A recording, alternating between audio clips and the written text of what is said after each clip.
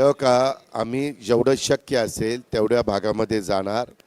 शेवटी लोकांचे प्रश्न सुटावे हा त्याच्या पाठीमागचा अतिशय स्वच्छ आणि चांगला हेतू आहे. मला काम करायला आवडतंय. मी उलट आज माझ्या अधिकाऱ्यांना मनापासून धन्यवाद देईल, वरिष्ठ अधिकाऱ्यांना. आज सुट्टीचा दिवस होता तरी आमचे वेगवेगळ्या विभागाचे अधिकारी, आमची पोलीस यंत्रणा आणि अनेक सहकारी हे सुट्टी असताना देखील माझ्या विनंतीला त्यांनी मान दिला आणि ते पण हजर राहिले. त्यांनी पण त्याच्यामध्ये प्रतिसाद दिला. शेवटी शासनाचं काम पण झालं पाहिजे आणि वर्किंग डेला पण कुणाच्यामध्ये व्यत्यय येता कामा नये असा दुहेरी हेतू आम्ही डोळ्यासमोर ठेवला. ॲडिशनल कमिशनर म्हणजे आता कमिशनर स्वतः आहेत, ॲडिशनल कमिशनर पण इथंच आहेत. ॲडिशनल कमिशनर स्वतः त्या भागामध्ये जाऊन ते क्षेत्रीय कार्यालय जी आपली आहेत, वेगवेगळ्या प्रभागाची आपण क्षेत्रीय कार्यालय निर्माण केलेली आहेत, त्या क्षेत्रीय कार्यालयामध्ये जाऊन जी कामं तातडीने करण्याची गरज आहे.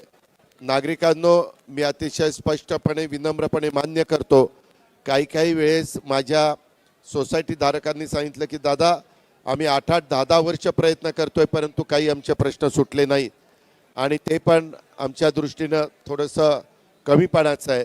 आणि म्हणून अशा कामांना रस्त्याच्या, ड्रेनेजच्या, पिण्याच्या पाण्याच्या, लाईटच्या, काही ठिकाणी ट्रान्सफॉर्मर शिफ्ट करणं किंवा विजेचे खांब शिफ्ट करणं, सेफ्टीचा विचार करणं, ह्या सगळ्या गोष्टीला आम्ही अग्रक्रम द्यायचं ठरवलेलं आहे.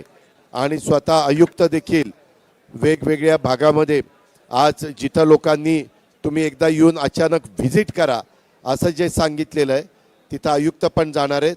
मी पण उद्याच्याला सकाळी 3-1 ठिकाणी व्हिजिट करणार आहे. कारण लोकांच्याकडनं ऐकलं आणि स्वतः जाऊन पाहणं ह्याच्यामध्ये फरक पडतो. त्याच्यात आपल्याला त्या कामाची तीव्रता लक्षात येते.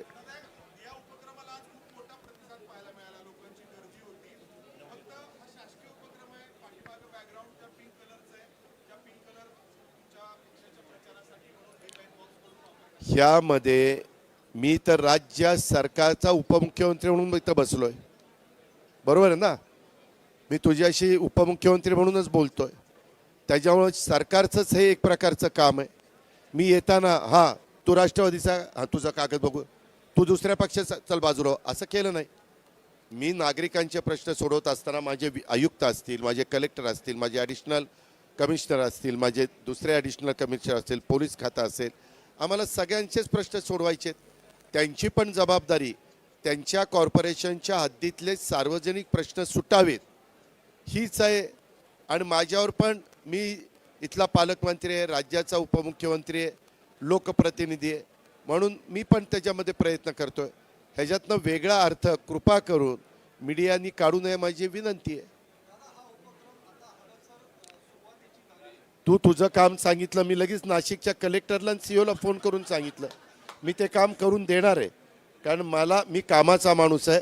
परंतु काय होतं, दुर्दैवाने तुम्ही मीडियावाले माझं काम दाखवण्याच्या पेक्षा माझं नको त्या गोष्टी दाखवण्यात तुम्हाला इंटरेस्ट असतो आणि त्याच्यातच ते उगाळत बसतात.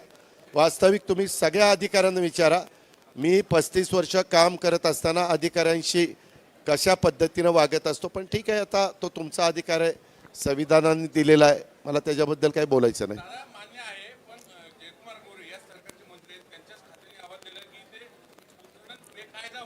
ठीक आहे, त्याच्याबद्दल सरकार निर्णय घेईल, आपण काळजी करू नका.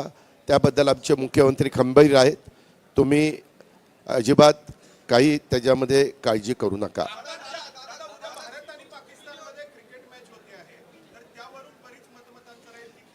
हे बघ, 140 कोटी जनता असल्यानंतर वेगवेगळे मतप्रवाह असणार, वेगवेगळे विचार असणार. काही जण म्हणणार की आपले आणि ते आपण एकमेकाचे शत्रू म्हणून आजपर्यंत वागत आलेलो आहे, बघत आलेलो आहे. आपण त्याच्यामध्ये सकारात्मक भूमिका घेतली परंतु समोरनं प्रतिसाद नाही मिळाला. खेळात अशा गोष्टी आणू नये असा म्हणणारा पण वर्ग आहे. खिलाडूपणाने खेळाकडे बघावं असा म्हणणारा पण वर्ग आहे.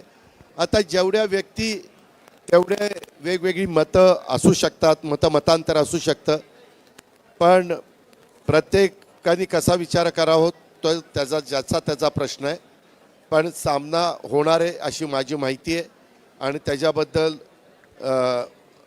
ज्या स्तरावर निर्णय घ्यायचा असतो त्या स्तरावर निर्णय घेतला गेलेला आहे अशी माझी माहिती.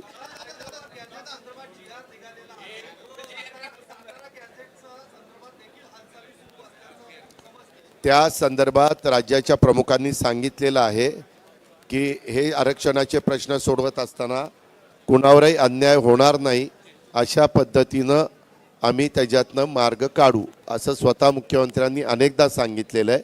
आम्ही पण अनेकदा सांगितलेलं आहे. त्याबद्दल नो कॉमेंट्स. त्याबद्दल नो कॉमेंट्स म्हणल्यावर प्रश्न येतो कुठं?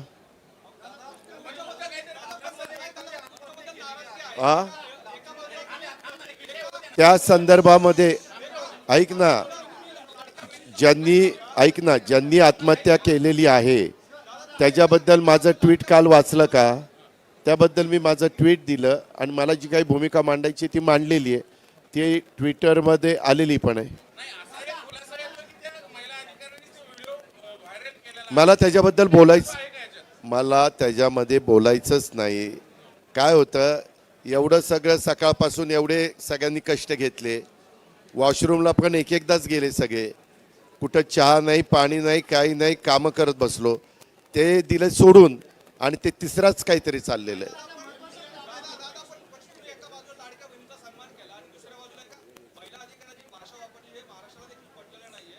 ठीक आहे ना, मला जे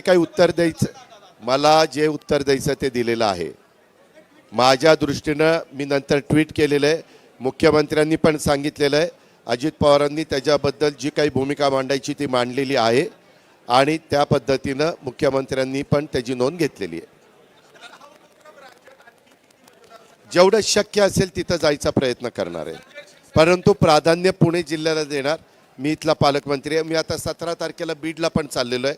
बीडमध्ये पण आम्ही आमचे कलेक्टर, आमचे मुख्य कार्यकारी अधिकारी, आमचे SP, आमचे जे कोणी प्रमुख असतात त्यांना घेऊन तिथं पण काही अनेक प्रश्न मार्गी लावण्याचा माझा प्रयत्न आहे आणि ते माझं काम आहे, मी करणार. काय काय काय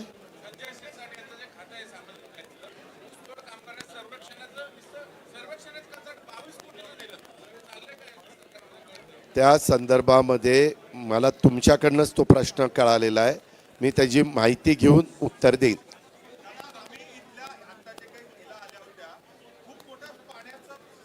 प्रचंड मोठा.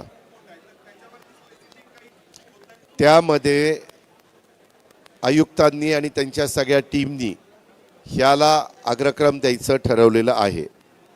ह्यांना लागणारं पाणी आपण खडकवासला, वरसगाव, पानशेत, टेमघर ह्या धरणातनं देतोय. काही पाणी आपण भामा आसखेडमधनं देतोय. आपल्या इथं पाण्याची वेगवेगळे मतप्रवाह आहेत.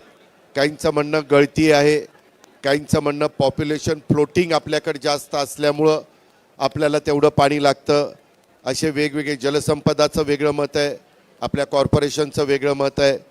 पण त्याच्याकरता 24/7, 7/24, 7 दिवस 24 तास पाणी देण्याच्या बद्दलच्या ज्या काही योजना आहेत किंवा STP ज्या ऐकायच्या निमित्तानं जो काही कार्यक्रम हातामध्ये घेतलेला आहे किंवा नदी सुधार कार्यक्रम असे, किंवा इंदूरच्या धर्तीवर स्वच्छतेचा कार्यक्रम, हे असे काही कार्यक्रम आपण सगळ्या पुणेकरांना विश्वासामध्ये घेऊन हे करू पाहतोय.